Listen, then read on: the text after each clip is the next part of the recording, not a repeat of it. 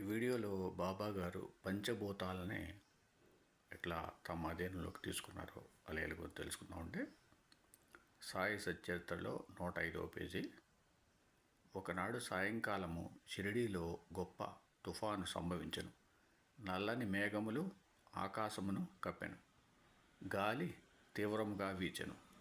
ఉరుములు మెరుపులతో కుంభవృష్టి కురిసెను. కొంతసేపటిలో నేలయంతయు జలమయ్యను. పశుపక్ష్యాది జీవకోటితో సహా జనులందరూ మిక్కిలి భయపడిరి.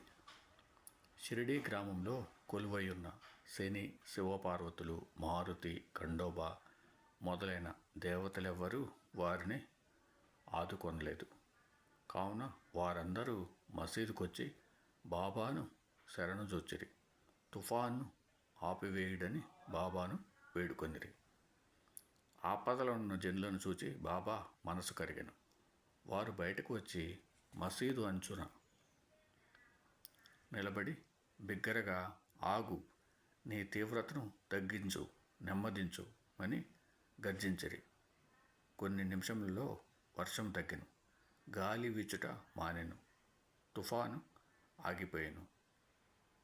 చంద్రుడు ఆకాశమున కనిపించెను. ప్రజలందరూ సంతృష్టి చెంది వారి గృహములకు పోయిరు. ఇంకొకప్పుడు మిట్ట మధ్యాహ్నం దునిలోని మంటలు అపరిమితముగా లేచెను. మంటలు మసీదు కప్పుకున్న దూలములకు తాకునట్లు ఎగయిచుండెను. మసీదులో కూర్చుని వారికేమీ చేయుటకు తోచలేదు.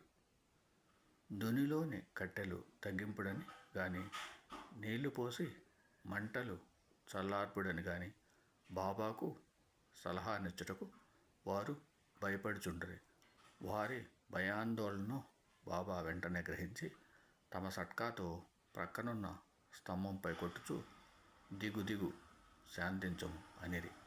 ఒక్కొక్క సటకా దెబ్బకు కొంచెము చొప్పున మంటలు తగ్గిపోయి దుని యథాపూర్వం మితముగా ఉండసాగెను. భగవదవతారమైన శ్రీ సాయినాథుడు అట్టివారు. వారి పాదములపై పడి సాష్టాంగ నమస్కారం చేసి సర్వస్య శరణాగతి వేడిన వారినెల్లా వారు కాపాడెదరు.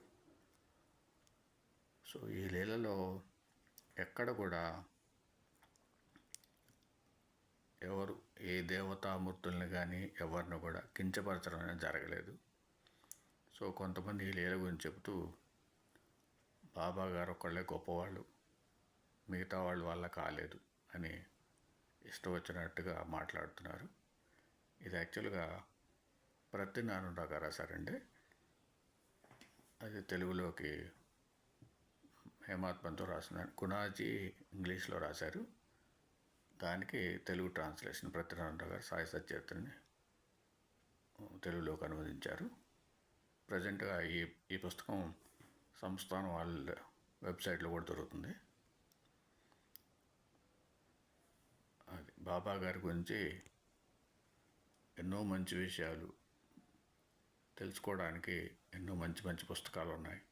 అట్లాగే ప్రతి సాయి భక్తుడు కూడా బాబా గారి అనుభవాల్ని